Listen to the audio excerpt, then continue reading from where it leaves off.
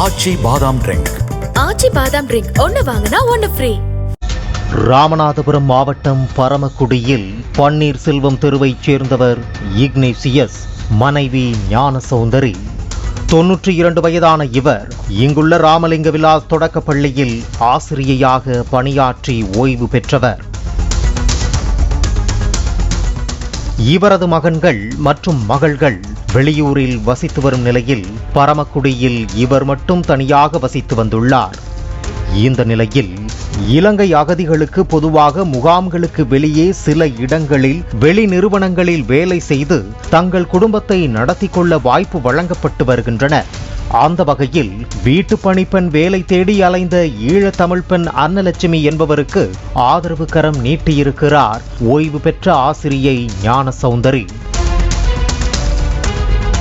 அதாவது 92 வயதானதால் வீட்டு வேலையையும் தன்னையும் கவனித்துக் கொள்ளும்படியான வேலையை கொடுத்துள்ளார் ஞானசௌந்தரி. இந்த நிலையில் ஜூன் 13ஆம் தேதி அதிகாலை மூதாட்டி ஞானசௌந்தரி உயிரிழந்த நிலையில் படுக்கையில் கிடப்பதாக பணிப்பெண் அன்னலட்சுமி அவரது உறவினர்களுக்கு பதைப்பதைப்போடு தகவல் தெரிவித்துள்ளார். பதறி அடித்துக் கொண்டு ஓடி வந்த உறவினர்களுக்கு மூதாட்டி ஞானசௌந்தரியின் மரணம் சந்தேகத்தை ஏற்படுத்தியுள்ளது. இதனைத் தொடர்ந்து பரமக்குடி டவுன் காவல்துறைக்கு தகவல் தெரிவிக்கப்பட்டது. போலீசாரின் விசாரணையில் ஓய்வு ஆசிரியை ஞானசௌந்தரி அணிந்திருந்த செயின், தோடு என 7.5 சவரன் நகை மாயமாகியிருந்தது. இதனால் போலீசாருக்கு சந்தேகம் வலுக்க ஆரம்பித்தது. இதனைத் தொடர்ந்து சந்தேக மரணம் என வழக்கு பதிவு செய்த போலீசார் மூதாட்டியின் உடலை பிரேத பரிசோதனைக்காக ராமநாதபுரம் அரசு மருத்துவக் கல்லூரி மருத்துவமனைக்கு அனுப்பி வைத்தனர். இதனைத் தொடர்ந்து மாவட்ட காவல் கண்காணிப்பாளர் சந்தீஷ் நேரில் ஆய்வு செய்து 5 தனிப்படைகளை அமைத்து தீவிர விசாரணைக்கு உத்தரவிட்டார். இதனைத் தொடர்ந்து பணிப்பெண் அன்னலட்சுமியிடம் பரமக்குடி டவுன் போலீசார் விசாரணை மேற்கொண்டதில் முன்னுக்கு பின் முரணான தகவல்களை கூறியுள்ளார்.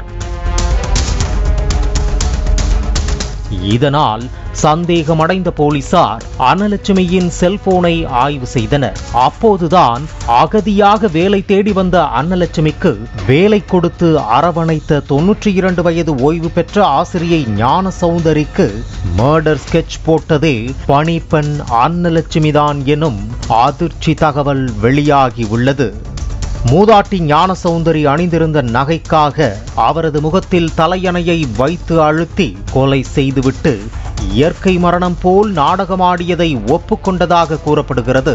மேலும் ஞானசௌந்தரி அணிந்திருந்த ஒரு தங்கச் செயின், ஒரு செட் தங்க வளையல், ஒரு செட் தோடு, ஒரு மோதிரம் என 7 பவுன் நகைகளை அன்னலட்சுமி தனது மகன் பிரபுவை வரவழைத்து கரூருக்கு அனுப்பி வைத்ததாக அதிர்ச்சி தரும் திடுக்கிடும் பின்னணி வெளியாகி உள்ளது.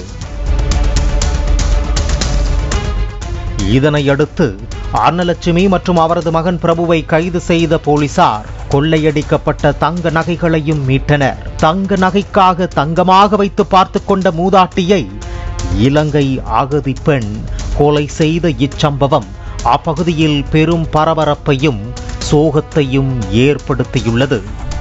மேலும் அகதிகளுக்கு சில நேரங்களில் வேலை கிடைப்பதே பெரும் போராட்டமாக உள்ளது. இந்த நிலையில் இது போன்று யாரோ ஒரு சில அகதிகள் செய்யும் குற்றங்களால் மற்ற அப்பாவி அகதிகள் மீதும் தவறான பார்வை ஏற்பட்டு வேலை கிடைக்காமல் பாதிக்கப்படுவோமே என மற்ற அகதிகள் மத்தியில் குமுறல்கள் வெடிக்க ஆரம்பித்திருக்கிறது. பாலிமர் செய்திகளுக்காக பரமக்குடி செய்தியாளர் சந்திரசேகரன். ஆச்சி பாதாம் ட்ரிங்க். ஆச்சி பாதாம் ட்ரிங்க் ஒன்னு வாங்கினா ஒன்னு ஃப்ரீ. பிளே ஸ்டோர் மற்றும் ஆப் ஸ்டோரில் இருந்து பாலிமர் செயலியை QR கோடு மூலம் பதிவிறக்கம் செய்யுங்கள். செய்திகளை உடனுக்குடன் பெறுங்கள்.